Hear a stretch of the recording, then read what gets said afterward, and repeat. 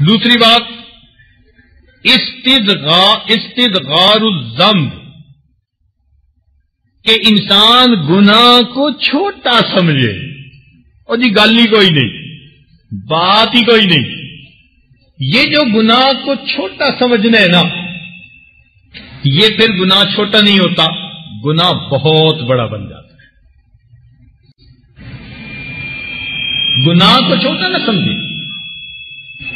لا تحقرن صغیرۃ ان الجبال من الحصا، کہ تو صغیرہ کو چھوٹا نہ سمجھ. بڑے بڑے پہاڑ چھوٹی چھوٹی کنکریوں سے مل کے بن جایا کرتے ہیں. تو گناہ کو چھوٹا سمجھنا. چنانچہ بنی اسرائیل کا ایک واقعہ کتابوں میں لکھا ہے کہ ایک بزرگ تھے، اپنی بستی سے باہر نکلے تو انہوں نے پہاڑوں کو دیکھا جن کے اوپر سبزہ نہیں تھا. وہ پہاڑ ایسے تھے بواد غیر ذی زرع کی مانند تھے، کوئی سبزے کا نام و نشان نہیں تھا. تو دل میں خیال آیا، یا اللہ اگر یہاں سبزہ ہوتا، آبشاریں ہوتی، بہاریں ہوتی، کتنا اچھا لگتا. جو بڑے ہوتے ہیں نا اور قریب ہوتے ہیں، پھر چھوٹی باتوں پہ بھی ان کی پکڑ ہو جاتی ہے. اب ان کی طرف اللہ تعالیٰ کی طرف سے پیغام آیا، الہام دل میں ڈالا گیا کہ میرے بندے، تو نے بندگی چھوڑ دی، اب تو میرا مشیر بن گیا. مجھے مشورے دیتا ہے کہ اگر یہاں سبزہ ہوتا تو کتنا اچھا لگتا، میری تخلیق میں تجھے عیب نظر آیا. ان کو تب احساس ہوا کہ مجھے تو ایسا نہیں کرنا چاہیے تھا. چنانچہ بڑے نادم، بڑے شرمندہ، انہوں نے اپنے نفس کو سزا دینے کے لیے نیت کر لی کہ جب تک اللہ تعالی کی طرف سے اس گناہ کی معافی کی مجھے واضح طور پر کیفیت محسوس نہیں ہو جائے گی، میں کھانا نہیں کھاؤں گا. ایسی پابندی اپنے نفس کو سزا دینے کے لیے بندہ لگا سکتا ہے.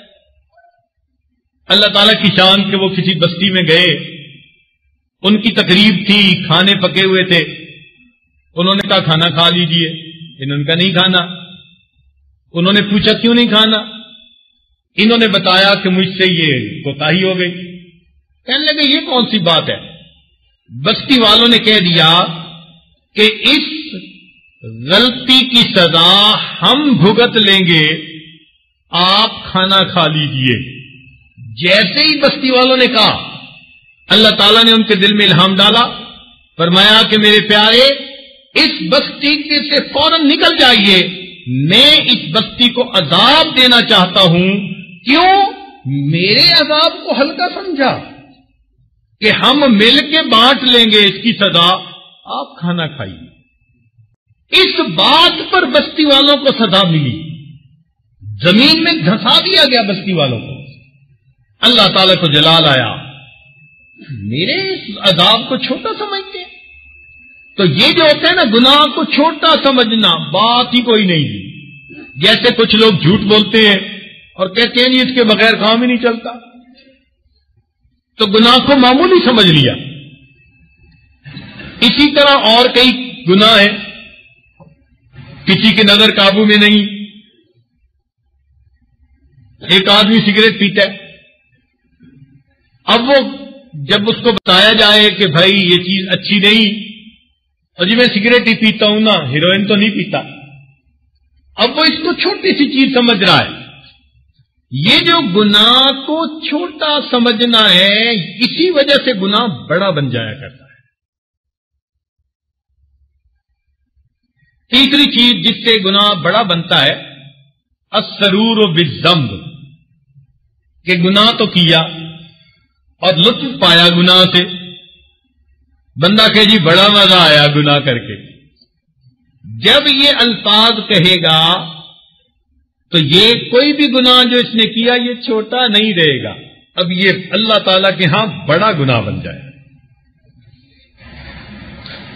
چوتھی بات، ان یتہاون بستر اللہ، کہ اللہ تعالیٰ تو بندے کے عیبوں کو چھپائیں اور ستر پوشی کریں، اور یہ ستر پوشی کی وجہ سے اور جرت کرتا چلا جائے آگے، کسی کو پتہ ہی نہیں جی میں کیا کر رہا ہوں۔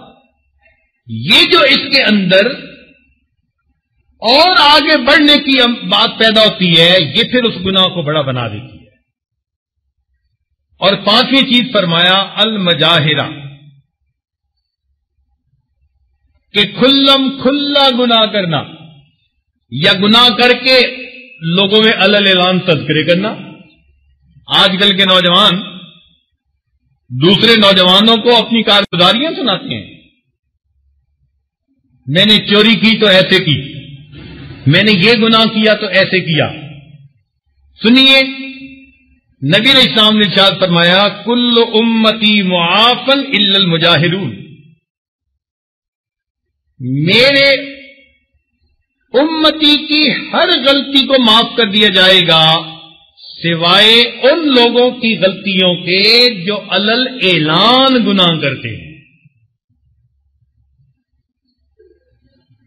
تو اس عمل سے بھی بچنا چاہیے۔ اور آخری چیز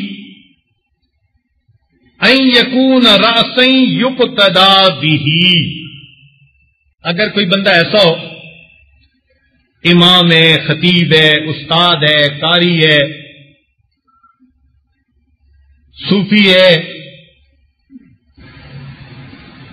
جس کی لوگ اقتدا کرتے ہیں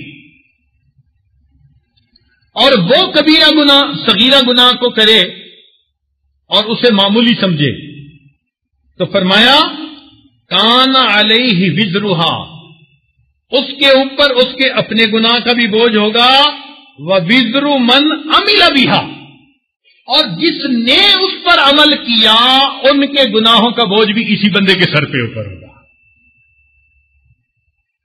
باپ ٹی وی لے کے آیا، بیوی بچے جتنا ٹی وی دیکھیں گے خود بھی جہنم کمائیں گے، اور ان سب کا مجموعہ گناہوں کا اس ٹی وی لانے والے کے سر کے اوپر بھی ہوگا۔